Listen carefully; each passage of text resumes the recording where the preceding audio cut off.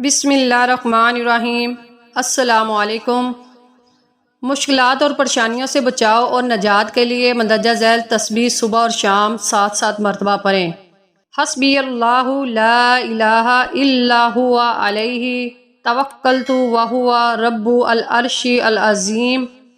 حدیث شریف میں ہے جو آدمی صبح اور شام 7 مرتبہ یہ دعا پڑھے گا، اللہ تعالیٰ اس کی تمام مشکلات کو حل فرمائیں گے۔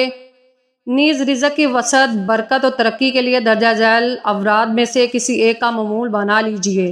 فجر کی نماز کے بعد 70 مرتبہ پابندی سے یہ آیت پڑھا کریں، انشاءاللہ رزق کی تنگی سے محفوظ رہیں گے۔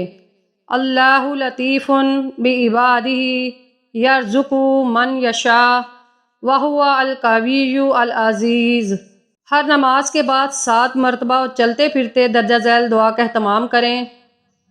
اللہم اکفینی بحلالک عن حرامک واغنینی بفضلک عن من سواک۔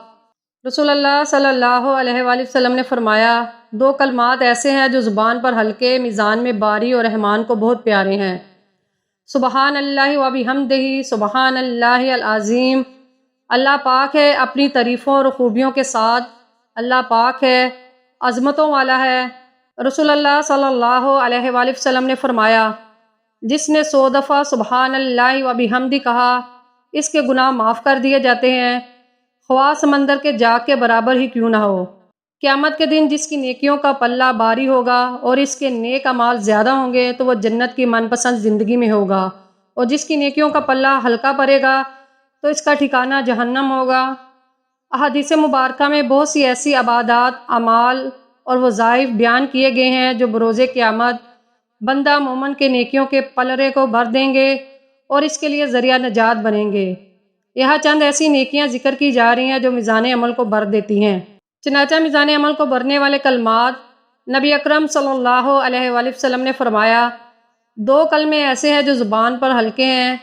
چنانچہ میزان عمل کو بھرنے والے کلمات، نبی اکرم صلی اللہ علیہ وآلہ وسلم نے فرمایا، 2 کلمے ایسے ہیں جو زبان پر ہلکے ہیں، میزان عمل میں باری ہیں اور اللہ پاک کو بہت پسند ہے۔ وہ 2 کلمے یہ ہیں، سبحان اللہ وبحمدہ سبحان اللہ العظیم۔ ہمیں بھی چاہیے کہ ان کلمات کو ہمیشہ ورد زبان رکھیں کہ یہ 2 کلمات اللہ کریم کو بہت زیادہ محبوب ہیں، زبان پر بہت ہلکے پھلکے ہیں، مگر قیامت کے دن میزان عمل میں ان کا وزن بہت باری ہوگا۔ یعنی عمل بہت تھوڑا ہے مگر اس کا اجر و ثواب بہت زیادہ ہے۔ میزان پر سب سے زیادہ وزنی عمل، نبی کریم صلی اللہ علیہ وآلہ وسلم نے فرمایا، 5 چیزیں میزان پر سب سے زیادہ وزن والی ہیں۔ نمبر 1 سبحان اللہ، نمبر 2 الحمدللہ، نمبر 3 لا الہ الا اللہ، نمبر 4 اللہ اکبر، نمبر 5 کسی مسلمان شخص کا نیک بچہ مر جائے اور وہ اس پر ثواب کی امید رکھتے ہوئے صبر کرے۔ الحمدللہ میزان کو بھر دیتی ہے۔